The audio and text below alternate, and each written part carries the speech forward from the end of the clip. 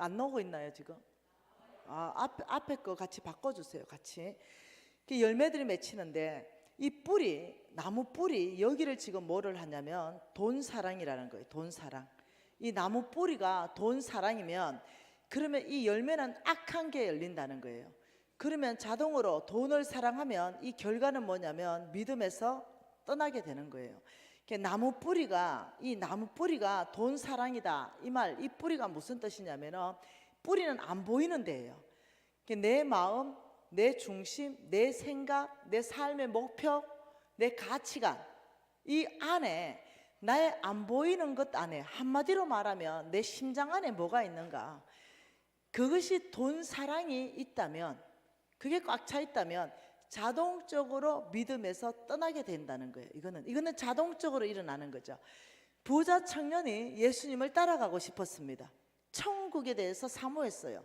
그러나 따라가지 못하고 포기했습니다.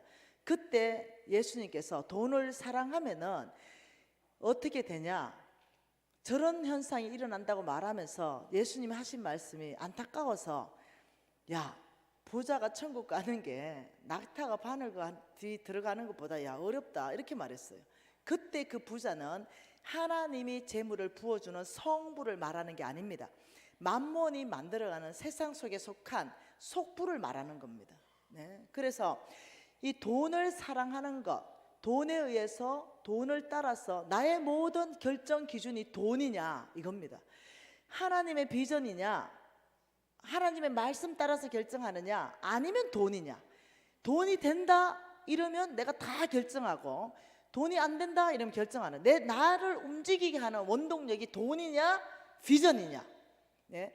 그래서 이 뿌리에 돈 사랑이, 이게 디모데전서 6장 10절이 깔려 있으면 자동적으로 악한 열매를 맺혀지고, 이 악한 열매는 곧 믿음에서 떠난 행위가 있게 된다는 거죠. 그 전략이 뭐냐면요, 놀랍게도 돈 사랑하게 만듭니다. 돈 사랑.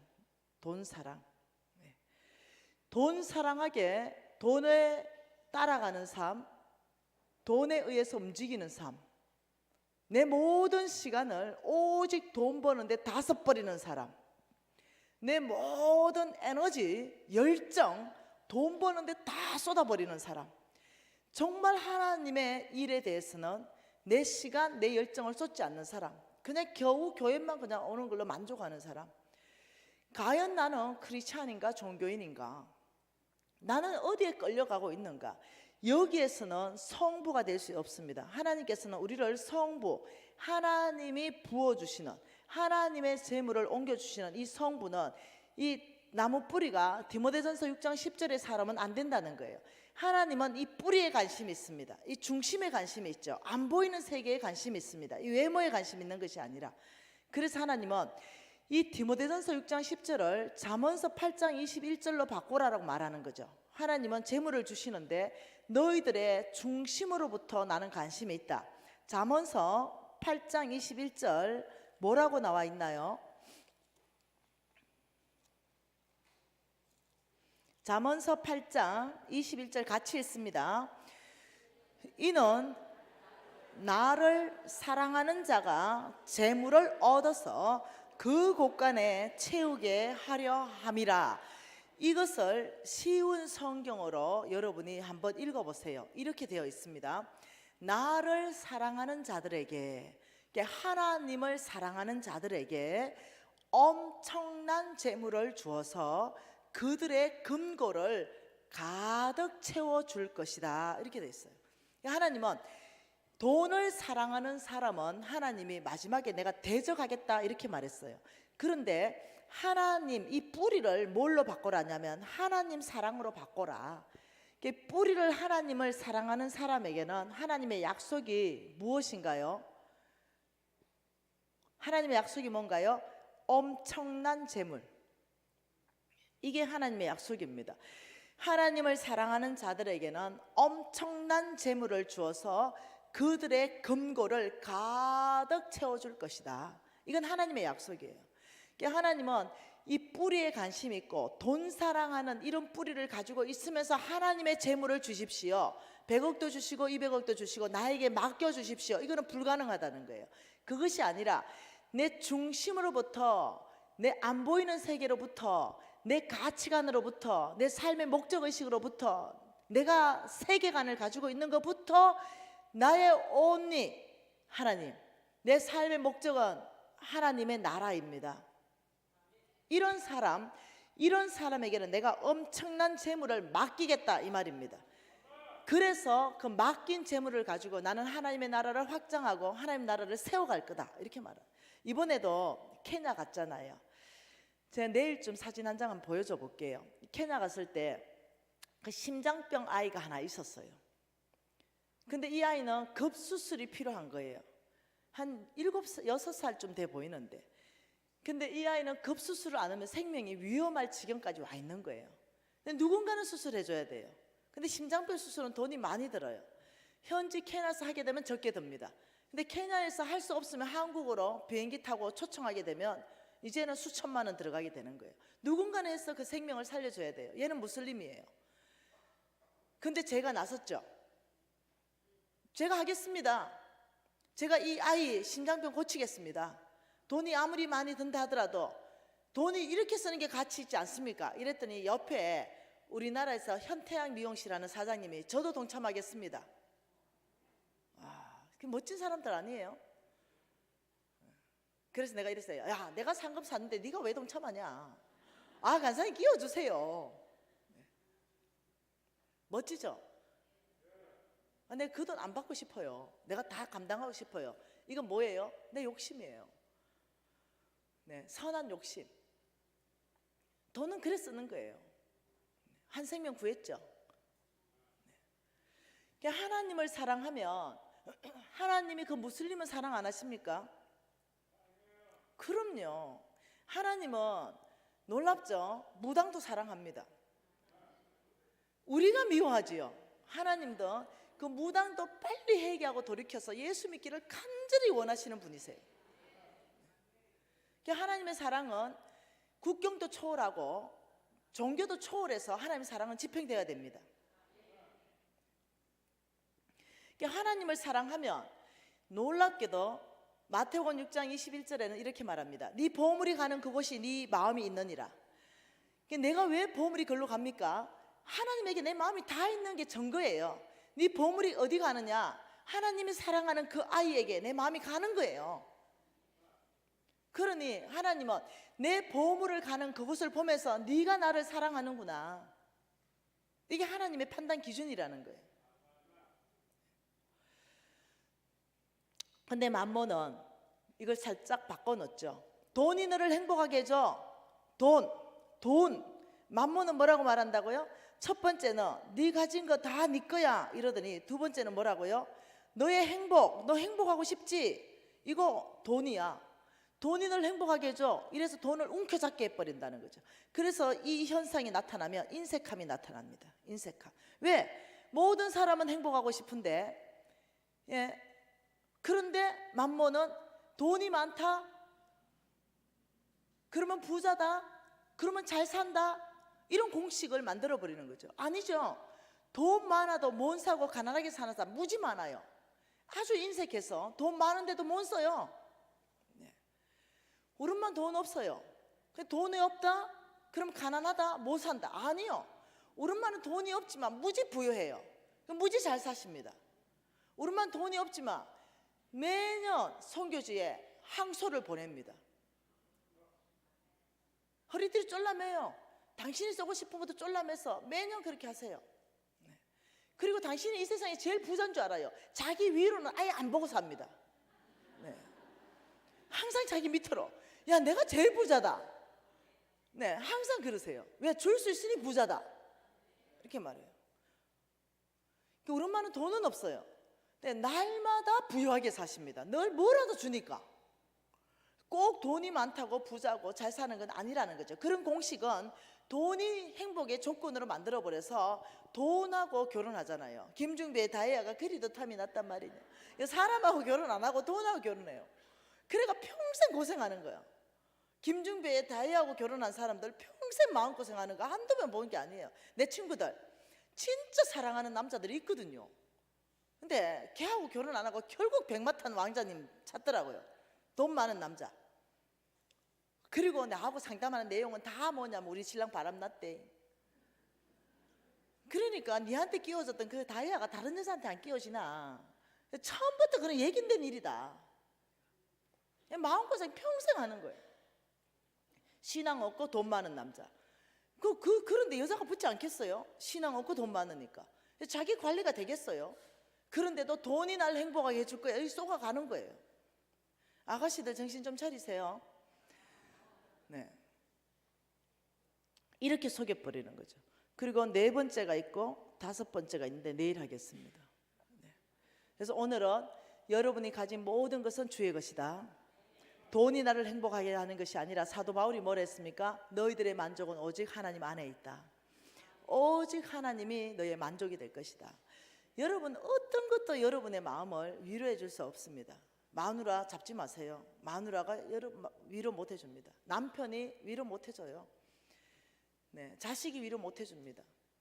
네, 끊임없이 요구하게 됩니다. 서로 더 크게 요구하게 됩니다. 주님 앞에 가서 거기서 남편을 만나고 거기서 부인을 만날 때 만족이 되는 거예요. 네. 불안하죠? 그러면 그 불안한 것 때문에 놀랍도록 그 불안한 것이 오히려 더 불안한 걸 땡기게 만듭니다. 네. 여러분 에스겔서 한번 볼까요? 에스겔서 말씀에 뭐라고 하는지 한번 볼까요?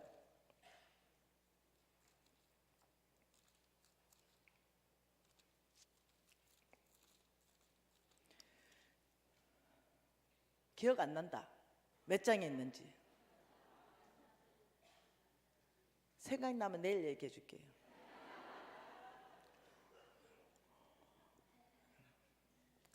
정확한 말씀 구절이 있었는데 오늘 너무 놀았다. 우리가 이해해야 되는 한 가지가 있습니다. 절대로 돈이 나의 행복의 기준이 아니다.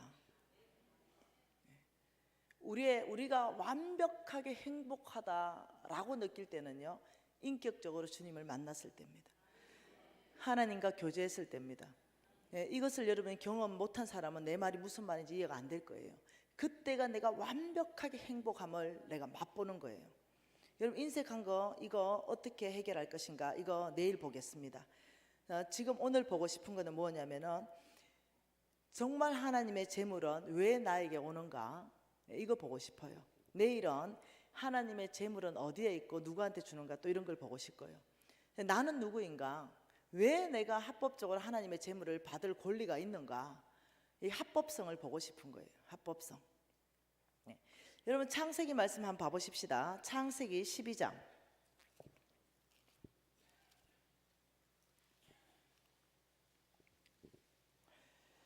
창세기 12장 1절과 2절과 3절 이 석절 말씀, 이 말씀을 여러분이 풀 수 있다면 여러분 성경 보는 눈이 열어지기 시작할 겁니다. 같이 읽습니다. 여호와께서 아브라함에게 이르시되 너는 너의 고향과 친척과 아버지의 집을 떠나 내가 내게 보여줄 땅으로 가라. 내가 너로 큰 민족을 이루고 내게 복을 주어 내 이름을 창대하게 하리니 너는 복이 될지라.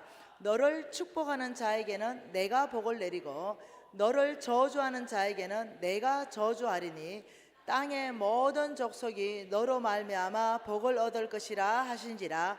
이에 아브라함이 여호와의 말씀을 따라갔고 롯도 그와 함께 갔으며 아브라함이 하란을 떠날 때에 75세였더라. 자, 이에 아브라함이 여호와의 말씀을 따라갔다, 이 말은 믿음으로 결단했다, 이 말입니다. 여호와께서 아브라함에게 나타나셨습니다. 자, 이걸 한번 그려보십시다. 자, 하나님께서 지금 누구한테 말씀하시냐면 여기 아브라함입니다. 아브라함. 이 아브라함에게 나타나셔서 이렇게 말했습니다. 내가 너를 복 줄 것이다. 그리고 너는 내가 지시할 땅으로 가라. 여기 보니까 이렇게 말합니다.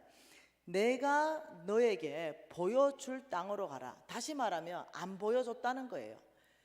그 사무엘에게 말한 거하고 똑같은 방법으로 했다는 거예요. 네가 가면 어떤 아들인지 보여줄 것이다. 엘리압 아니다. 다윗이라는 거예요. 다윗. 여기도 마찬가지예요. 내가 너에게 지시하니 가나안 땅으로 가라 이렇게 말 안 한 거예요. 내가 너에게 보여줄 땅이 있으니 너는 먼저 순종해라. 이 가나안 땅으로 들어갈 때 요단강 물이 넘치는데 너희들이 발을 디뎌 요단강 안으로 들어가면 물을 멈출 것이다. 하나님 일하시는 방법을 좀 배우셔야 됩니다. 우리가 그러면 우리가 명확하게 말한 것은 떠나라. 어디든지 떠나라. 그럼 일단 보따리 사가지고 본토 친척 아버지의 집이라니까 뭐 그럼 동네를 떠나야 돼. 일단은 그럼 보따리 사가지고 동네 바깥에 나가면서 길이 세 갈래예요. 아버지 말씀대로 동네를 떠났는데요, 이게 뭐겠어요? 본토 친척 아버지의 집을 떠나라. 안정감입니다. 네가 이제까지 가지고 있었던 모든 안정감, 네가 관계했던 모든 친구들, 이게 다 안정감이죠.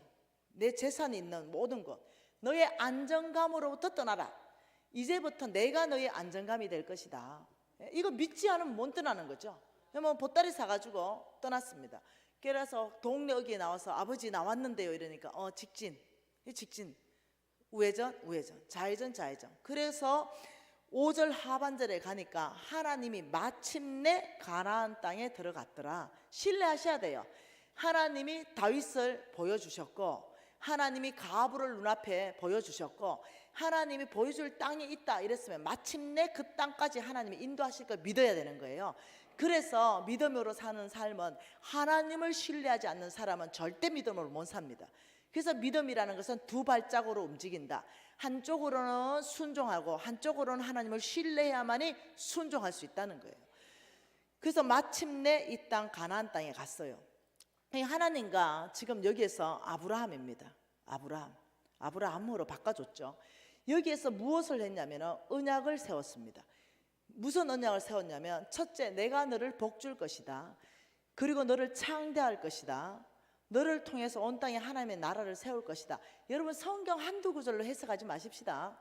신구약 전체를 가지고 이 구절을 푸십시다. 한두 구절로 해석하면 정확한 해석이 안 나옵니다. 성경 전체를 가지고 하나님이 이 구절을 정확하게 뭐라고 말씀하시는가를 봐야만이 정확하게 성경적 관점으로 볼 수가 있어요. 이단의 특징이 한두 구절로 보는 거예요. 제가 지금 여러분에게 몇 구절만 인용했지만 그게 아니라 신구약을 왔다 갔다 하면서 전체 안에서 말하는 걸 지금 얘기하고 있는 거예요. 지금 재정 강의는 50시간짜리 강의입니다. 그중에 나에게 지금 할당된 강의는 10시간밖에 안 돼요. 그러면 5분의 1밖에 여러분에게 못 전해준다는 거죠. 그 안에서 제가 이 성경을 다 찾을 수는 없다는 거예요. 그래서 지금 이 말씀은 무슨 말씀, 어떤 언약이냐면, 하나님과 아브라함하고 언약했는데, 이 언약은 하나님의 나라를 아브라함을 통해서 세우겠다는 언약입니다. 여러분, 나라의 구성 요소 3요소 첫 번째가 뭐냐면 영토입니다. 영토, 땅. 그래서 하나님께서 땅 주겠다는 거예요. 가나안 땅 전체를 주겠다는 것입니다. 두 번째, 나라를 구성하는 3요소 중에는 국민입니다. 국민, 백성. 그래서 자손을 주겠다는 겁니다. 하나님, 자손. 땅의 모래알처럼 하늘의 별처럼 자손 주겠다. 나라를 구성하는 3요소는 주권입니다. 주권. 그러면서 하나님께서는 이 가나안 땅은요, 이 땅은요, 하나님을 대적하는 땅이고 하나님을 거역하는 땅이요, 하나님을 멸시하는 땅입니다. 이 강한 민족들이 장악한 땅인데, 하나님은 이 땅에 아브라함을 통해서 하나님의 나라에 깃발을 꽂고 싶은 거예요. 근데 이 가나안 땅에만 하나님의 나라의 깃발을 꽂고 싶을까요? 주권은 하나님이죠. 내가 통치하고 내가 다스릴 것이다. 신정국가를 선포하시는 거예요. 그런데 우리 예수님은 가나안 땅에만 구주로 오셨습니까? 아니요, 온 땅에 구주로 오셨습니다. 하나님의 계획은 아브라함을 통해서 먼저 가나안 땅에 하나님의 나라를 세우나 온 땅으로 확장해서 한국까지 왔습니다. 이 복음은. 그래서 처음에 이 가나안 땅을, 강한 민족을 다 썰어버리면서 하나님의 나라를 세우는데 아브라함을 먼저 선택한다는 거예요. 아브라함, 너는 본토 친척 아버지의 집을 다 떠나라. 내가 이제 앞으로 너를 이끌어 갈 것이고 너를 축복한다. 너를 복 줄 것이다. 이 복은 얼마나 큰 복이냐면, 내가 너에게 복의 근원이 되게 할 것이다. 복의 근원. 네가 축복하면 그것에 복이 임하고 네가 저주하면 그것이 저주가 될 것이다. 굉장하죠. 네. 그러니까 이 언약이 네가 복의 근원이다. 아브라함의 복의 근원은 하나님이십니다. 근데 하나님은 아브라함을 복주고 아브라함을 통해서 온 땅을 복주기를 원했습니다. 하나님은 아브라함을 복주고 아브라함을 통해서 온 땅을 복주기를 원했다는 거예요. 다시 말하면 하나님은 온 땅을 직접적으로도 복주십니다. 그러나 하나님이 아브라함을 부를 때는 아브라함 내가 너를 통해서 하나님의 나라를 확장. 하나님은 온 땅에 지금도 한꺼번에 온 민족을 다 복음 전할 수 있습니다. 네, 왜? 공중에 손만 하나 한 몇 시간 나타나 보면 됩니다. 네, 하나님이 누군지 당신이 온 민족에 다 드러낼 수 있습니다. 그러나 하나님은 그렇게 일하기를 결정하지 않고 십자가라는 미련한 방법인 것 같으나 구원에 이르게 하셨어요. 하나님 방법입니다. 그리고 하나님은 아브라함 사람을 통해서 온 땅에 하나님의 나라를 세우게 하며 상급 쌓게 하시는 거예요. 그리고 하나님께서는 이 땅 안에서부터 뭐예요? 상급, 기록 장부가 있다는 거예요. 하나님의 파트너십으로 우리를 초청한 거예요. 나는 너를 복 줄 테니 너는 그 받은 복 모든 걸 가지고 온 땅에 하나님의 나라를 세우라는 거예요. 여러분 우리가 케냐 왜 갑니까? 그 땅에 하나님의 나라를 세우죠. 그 땅에 교회를 세웁니다. 그 땅에 병원을 세웁니다. 그 땅에 이번에 유치원을 세웠습니다. 그것을 통해서 끊임없이 하나님의 나라의 교육을 통하고 의료를 통하고 이래서 하나님 나라를 확장해 나가는 거예요. 이 복 안에서 우리가 이해해야 되는 게 뭐냐면 하나님의 나라를 세우는데 아브라함에게 복 주겠다는 이 복이 무슨 복이냐면 아브라함 너가 가나안 땅에 가서 하나님의 나라를 세우기 위해서 건강이 많이 무너졌다면 나에게 건강을 요청해라. 회복시킬 것이다. 너가 하나님의 나라를 세우는데 재물이 없다면 나에게 요청해라. 내가 너에게 재물 줄 것이다. 너가 하나님의 나라를 세우는데 관계, 네트워크가 없다면 나에게 요청해라. 내가 모든 네트워크를 풀어서 하나님의 나라를 세울 수 있도록 연합시킬 것이다. 이 모든 것, 하나님의 나라를 세우는데 필요한 모든 걸 나에게 구해라. 그러면 내가 너를 복 줄 것이다. 이거는 아브라함에게 약속하신 것이에요. 그런데 나하고 무슨 상관이 있냐는 거죠. 이 아브라함에게 약속한 이 약속이 나하고 무슨 상관이 있냐. 이 굉장한 약속이거든요. 성경 전체는요 아브라함의 씨들을 위해서 쓴 거예요. 성경 전체입니다. 아브라함의 씨들이 어떻게 살면 축복받고 어떻게 살면 하나님의 심판이 있다는 그 얘기입니다. 이 아브라함하고 나하고 연관성을 한번 밝혀보자는 거죠. 창세기 17장으로 한번 가보십시다. 이 창세기 17장에 여러분 성경 읽을 때 지혜로운 사람은 반복되는 단어에 집중합니다. 하나님이 강조하는 강조점에 내가 강조를 하고 하나님이 그냥 지나가면 지나갑니다. 근데 지혜롭지 못한 사람은 하나님이 지나간 거 끄트머리에 있는 거 점 하나 찍힌 거 끄집어내가지고 고민합니다. 네. 하나님이 강조하는 건요 많은 장을 할애하셨습니다. 지면이 많이. 네. 그렇기 때문에 많은 아들들 중에서도 누구에게 초점을 맞추고 있는가, 어떤 사건에 초점을 맞추고 있는가, 어떤 단어가 반복적으로 나오는가 줄치기 시작하면 놀랍도록 이 하나님의 이 어떤 성경이 전체가 간통되기 시작합니다. 17장 안에 여러분이 찾아보세요. 하나님 무엇을 강조하고 있는지. 자, 17장 1절에 같이 읽어봅시다. 아브라함이 99세 때 여호와께서 아브라함에게 나타나 그에게 이르시되 나는 전능한 하나님이라 너는 내 앞에 행하여 완전하라. 내가 내 언약을 나와 너 사이에 두어 너를 크게 번성하리라. 이때 그 언약이 뭐라고요? 창세기 12장의 언약입니다. 하나님의 나라를 너를 통해서 세우겠다, 이 언약입니다. 그리고 4절에 같이 있습니다. 보라 내 언약이 너와 함께 있으니 너는 여러 민족의 아버지가 될 것이다. 6절 내가 너로 심히 번성하게 하리니 너에게서 민족들이 나게 하며 왕들이 나오게 할 것이다. 7절 내가 내 언약을 나와 너 및 대대 후손 사이에 세워서 영원한 언약으로 삼고 내 후손의 하나님이 되리라. 지금 뭘 강조하고 있습니까? 언약. 언약을 강조하고 계속 내 언약, 내 언약, 내 언약. 근데 이 언약을 7절에 보니까 이것은 아브라함하고 끝난 언약이 아니라 너 대대 후손에게 세워서 영원한 언약, 일반적 언약이 아니고 뭐라고요? 영원한 언약이다 이렇게 말했어요. 이 영원한 언약을 삼고 너와 누구에게요? 너의 후손에게까지 이 언약은 유효한 언약이다. 영원한 언약이라는 뜻이요, 예수님 다시 오실 때까지 유효한 언약을 말합니다. 없어지지 않는 언약, 이 말을 합니다. 아브라함, 내가 너를 복주고 너를 통해 온 땅에 하나님의 나라를 세울 것이다, 이 언약은 예수님 다시 오실 때까지 이어지는 언약이라는 거예요. 아브라함이 여기 어떻게 돌아가셨잖아요. 여기 아브라함이 없잖아요. 왜냐하면 소천하셨으니까 이 자리가 비어있죠. 그런데 아브라함하고 언약이 끝나는 게 아니라 너의 후손에까지도 이 언약은 유효하다. 그럼 이 자리에, 복받을 아브라함 자리에 누군가는 들어간다는 거예요. 그러면서 누구일까? 너의 후손의 하나님이 되리라. 그리고 8절에 이렇게 말합니다. 내가 너와 내 후손에게 가나안 온 땅을 주어서 영원한 기업이 되게 하고 너의 하나님이 된다 라고 말씀하면서 9절에 하나님이 또 아브라함에게 이르시되 너는 내 언약을 지키라. 또 10절에 너의 후손 사이에 지킬 내 언약이니라. 또 11절에 나와 너희 사이에 언약의 표징이라. 끊임없이 포커싱은 언약입니다. 그러면서 13절에 이에 내 언약이 너의 살에 있어서 영원한 언약이 되고 14절에 그가 내 언약을 배반했다. 끊임없이 언약. 그러면서 19절 같이 읽을까요?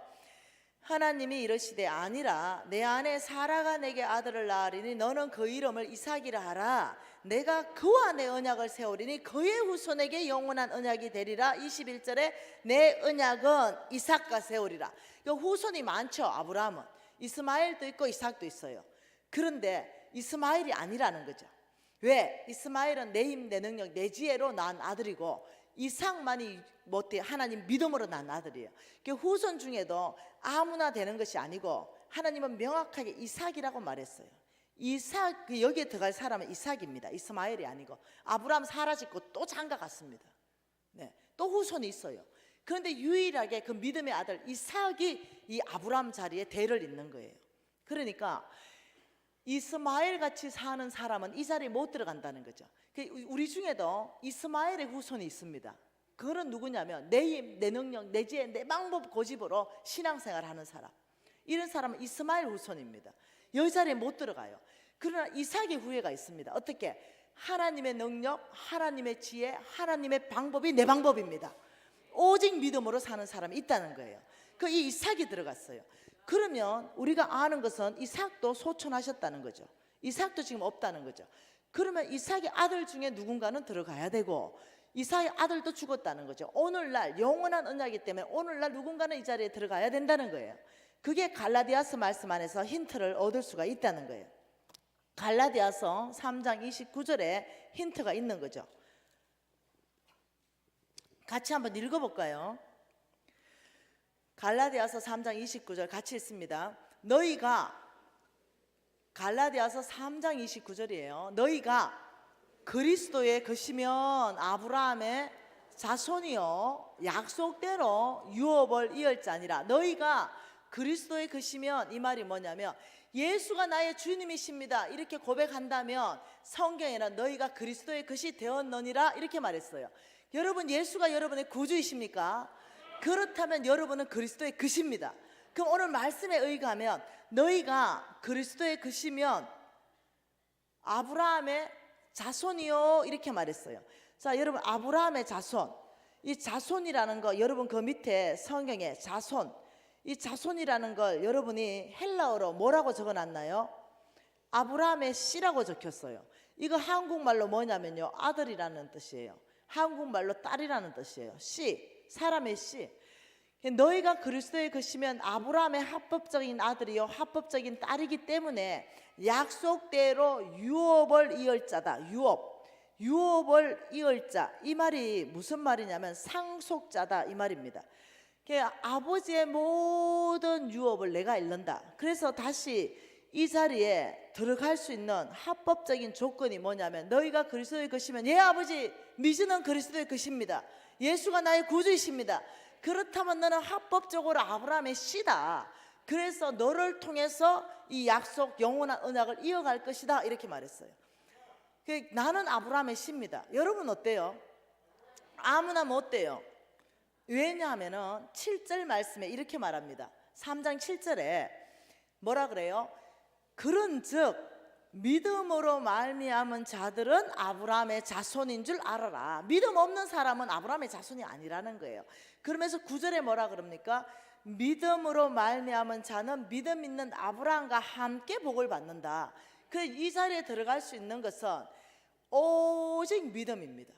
그래서 내가 진짜로 아브라함의 씨라는 것 자체가 진짜로 내가 성경 안에서부터 믿어진다면 이 자리에 들어갈 수 있는 거예요.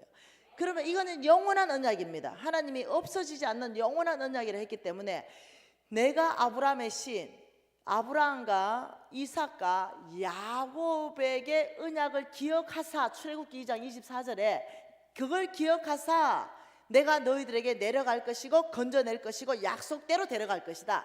그 민족이 지금 나랑 똑같은 거예요. 이게 약속 있는 하나님은 언약 가운데 일하십니다. 이 하나님이 스스로 언약이라는 것은 유언적 언약입니다. 언약이 일방적입니다. 계약은 쌍방입니다. 전세 계약을 할 때는 조건이 있습니다. 그런데 언약이라는 것은요, 조건이 있는 것이 아니라 유언적, 이 사람이 죽으면 효력을 발생하는 거예요. 네. 예수 그리스도가 죽음으로 효력을 다 발생하는 거예요.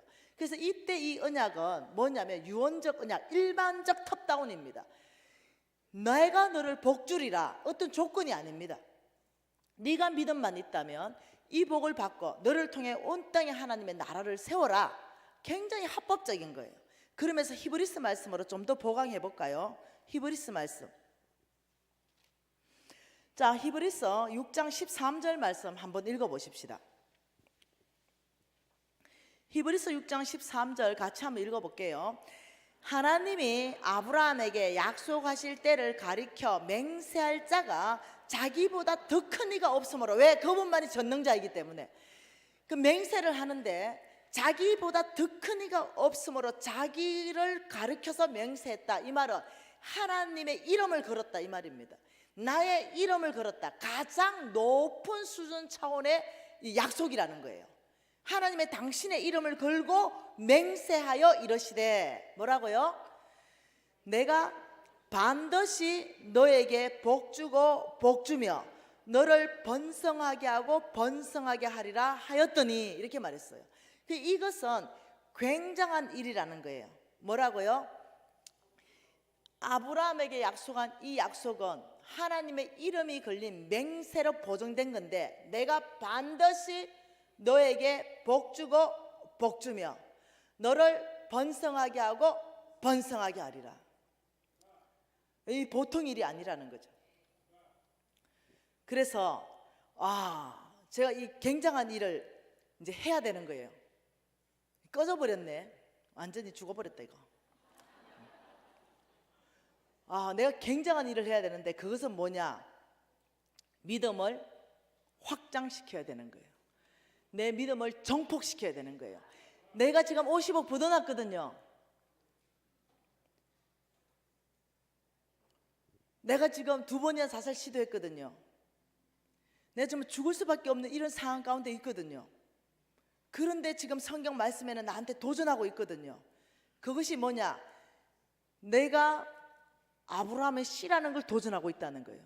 내가 이 자리에 아브라함의 복받는 이 자리에 내가 들어갈 수 있는 합법적인 조건이 다 있다는 거예요.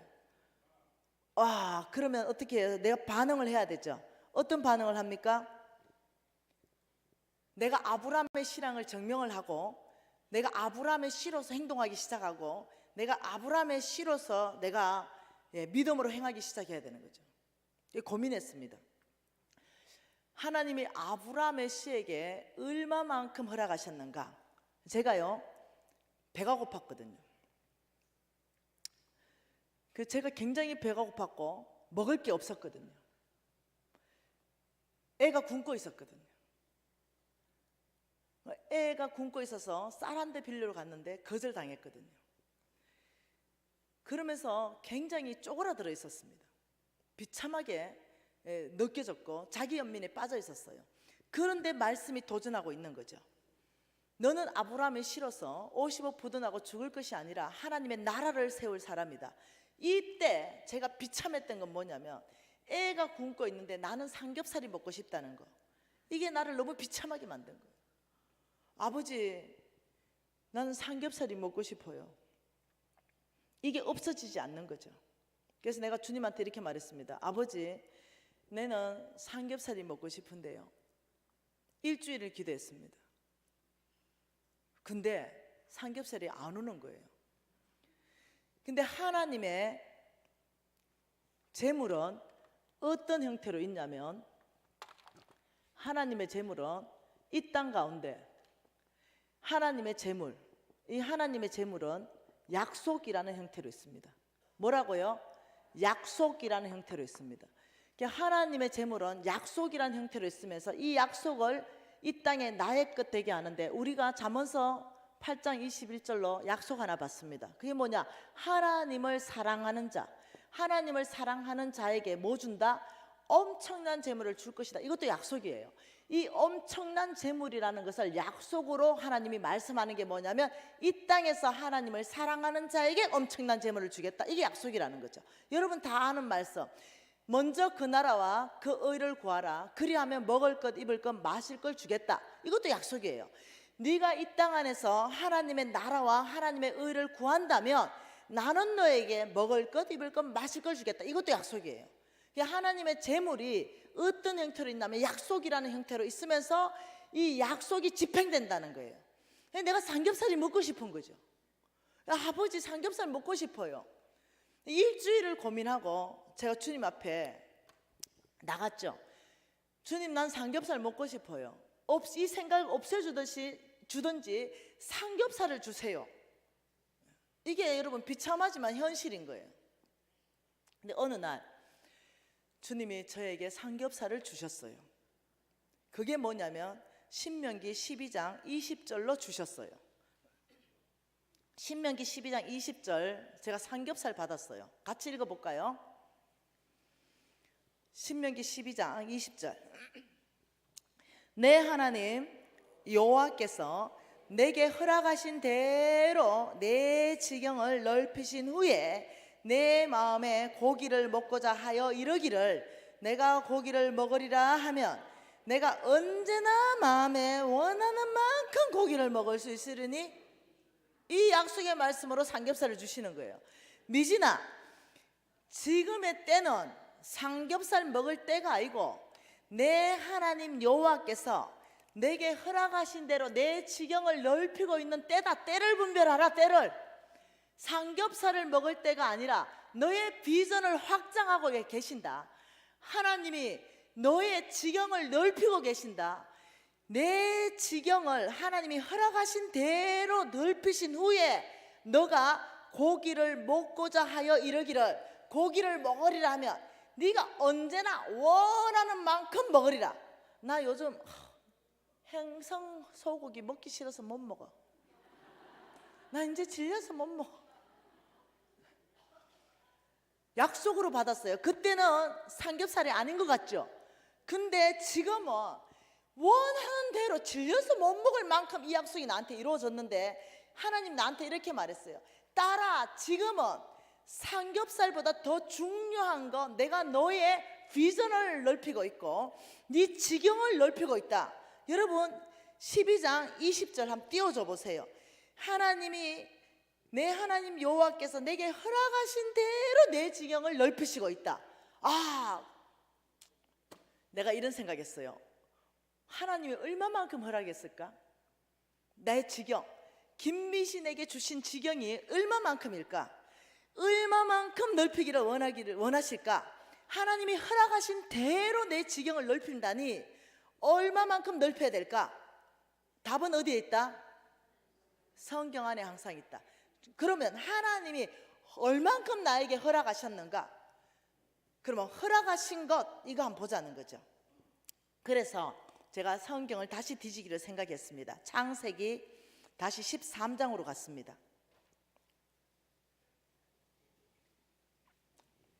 창세기 13장으로 가서 제가 얼마만큼 하나님이 지경을 넓히기를 원하는가를 보기 시작했어요.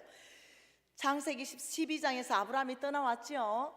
그리고 창세기 13장 2절에 아브라함에게 가축과 은과 금이 풍부하였더라. 얼마나 풍부했는지 이 조카 롯과 아브라함의 또 이 식솔들이 싸우는 거예요. 그래서 아브라함이 조카에게 얘기했죠. 네가 우하면 내가 좌하고 네가 좌하면 내가 우하자. 그래서 아브라함 마음이 넓어요. 네가 먼저 좋은 땅을 차지해라. 이래서 이제 조카 롯이 이제 보는 거예요. 자, 한번 봅시다. 10절에 자 9절부터 읽어봅시다.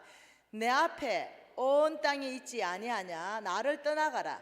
내가 좌하면 나는 우하고 내가 우하면 나는 좌하리라. 이에 롯이 눈을 들어 요단 지역을 바라본즉 소알까지 온 땅에 물이 넉넉하니 여호와께서 소돔과 고모라를 멸하시기 전이었으므로 여호와의 동산 같고 애굽 땅 같았더라. 이렇게 말했어요. 자, 지금 롯이 눈을 들어서 보니까 어디를 봤습니까? 소돔 땅을 봤어요. 이 롯의 시선, 여러분 여기서 우리가 또 공부하십시다.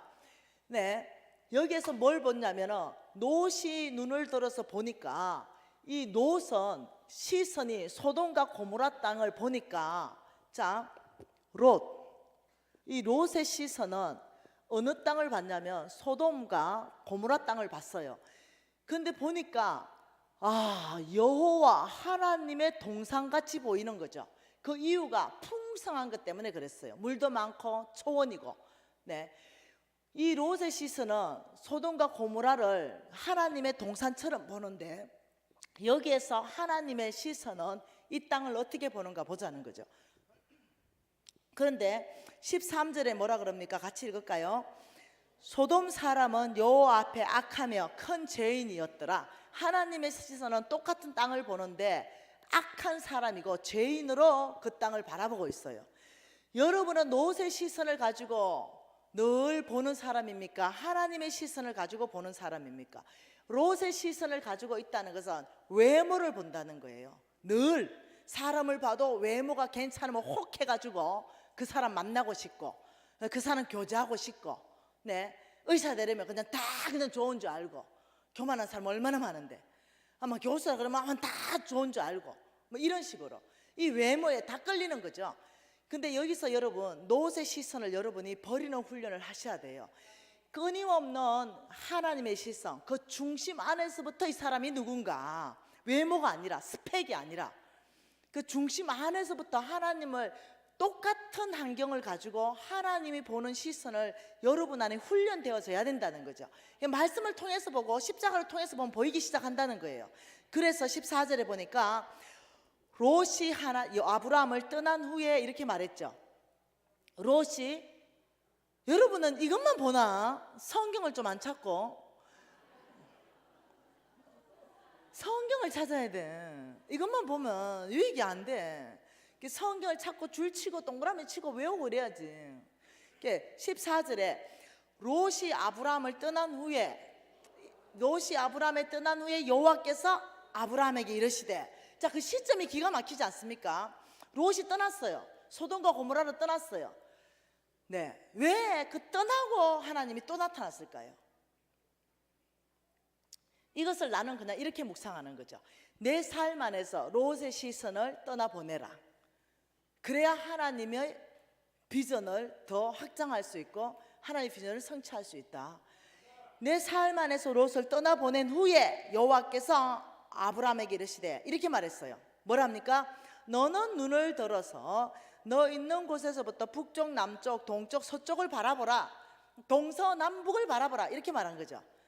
그러면서 뭐라냐면 보이는 땅을 내가 너와 내 자손에게 영원히 주리라. 그러면서 18절에 이에 아브라함이 17절에 너는 일어나 그 땅을 종과 행어로 두루 다녀보라. 내가 그것을 나에게 주리라. 답이 끝났어요.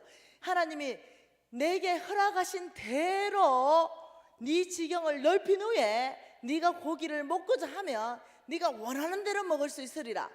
내가 얼만큼 하나님이 허락했는가, 하나님의 허락의 바운다리를 알고 싶었거든요. 보니 동서남북 네가 바라보는 만큼 주겠다는 거예요. 그리고 그 땅을 종과 행어로 다니는 만큼 주겠다는 거죠. 제한이 없네. 내 믿음의 크기만큼이네. 그래가지고 제가요 서울 남산 올라갔다는 거 아닙니까? 성이 안 차가지고 63빌딩 올라갔어요. 또 그래서 봤어요. 바라보는 만큼 준다니까. 아무리 봐도 서울 동서남북밖에 안 보여. 내 성이 차지가 않는 거죠. 나는 서울을 얻고 싶은 게 아니거든요. 안 되겠어. 우리나라를 다 바라보려니까 비행기를 타야 될 것 같아. 그런데 비행기 값이 없는 거예요. 이거는 심각한 일이었어요, 저에게는. 왜? 하나님이 지금 아브라함에 실어서 내가 그 아브라함에 들어간 그 자리에 지금 미진의 이름을 집어넣었는데, 내가 너에게 허락한 대로 네 지경을 넓힌 후에 내가 너에게 고기를 주겠다. 그래가 바로 식당에 취직했습니다. 비행기 표값을 벌기 위해서. 그래가 설거지하고 말도 마세요.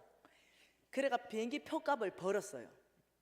그리고는 바로 그만두고 어떻게 했냐, 아프리카까지가 날아가는 표를 끊었습니다. 비행기에 몸을 실었죠. 그리고는 이제 비행기가 떴어요. 한국을 바라봤습니다. 내가 이렇게 말했어요. 아버지, 한국 동쪽과 남쪽과 서쪽과 북쪽 나에게 주십시오. 그리고 잠깐 앉아 있다가 비행기가 날아가는데 실시간으로 나라 이름이 나오더라고요. 중국을 날아가대요. 또 벌떡 일났어요. 그래가 비행기 안에서 동쪽과 북쪽과 남쪽과 막 다니면서 아버지, 중국 동서남북 저에게 맡겨주십시오. 그리고 날아가는 나라마다 그렇게 했네요. 좀 약간 또라이죠. 그래가지고 아프리카까지 이제 도착했습니다. 그래 톡톡이가 있거든요. 아프리카 톡톡이 하나 타고, 야, 네 갈 수 있는 데만큼만 가봐. 그 종가 행으로 다니면서 아버지, 아프리카 나에게 주십시오. 세계 끝을 바라봅니다. 열방을 바라봅니다. 열방 안에 제가 영향력을 끼칠 수 있도록 나에게 주십시오.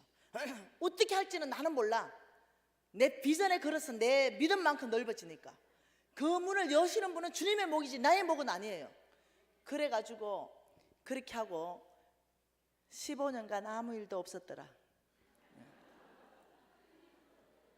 때가 되면 주님이 일하시겠지.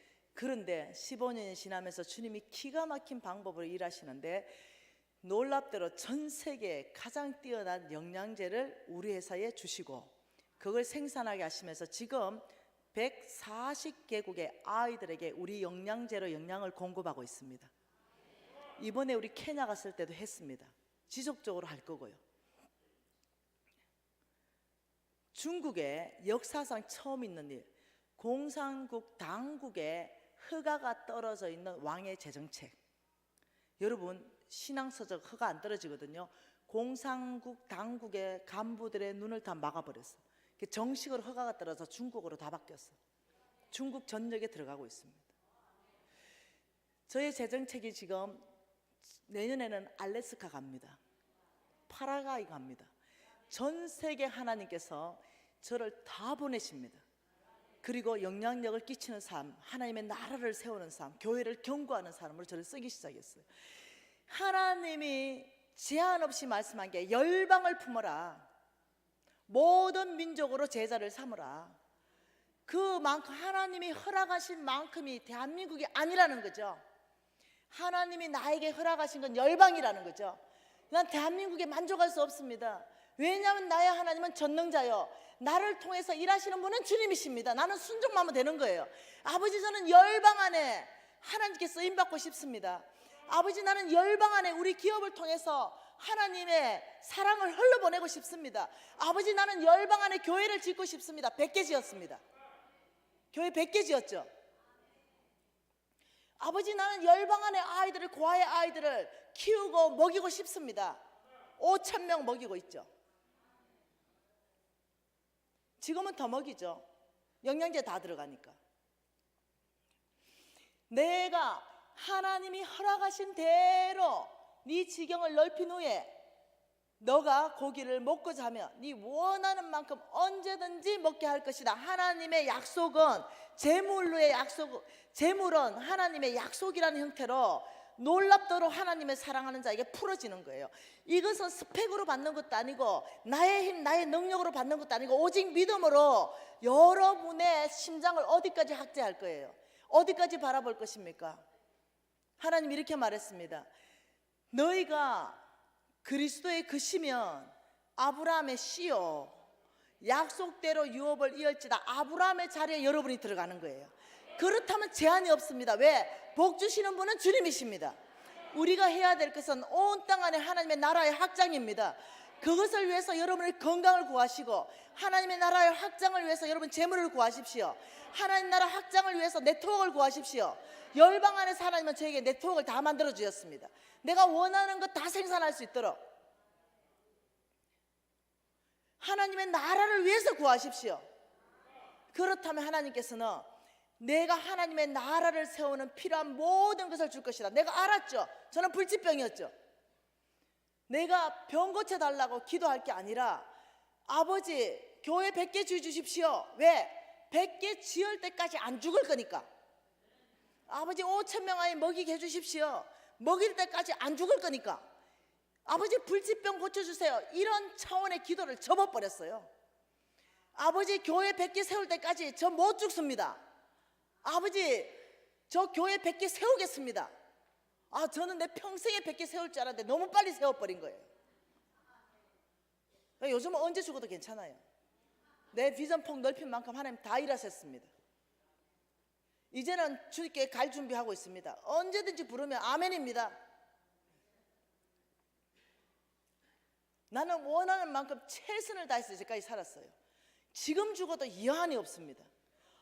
더 열심히 살 걸, 더 열심히 하나님 나라 확장할 걸. 아니요, 할 수 있는 만큼 다 했습니다. 그래서 오늘 당장 죽는데 준비되냐? 예, 아버지 저는 준비됐습니다. 저는 후회 없습니다. 아버지 1년만 더 살아주면 제가 더 상급 쌓고. 아니요, 저는 할 걸 다 했기 때문에 오늘 밤이라도 괜찮습니다. 저는 준비됐습니다.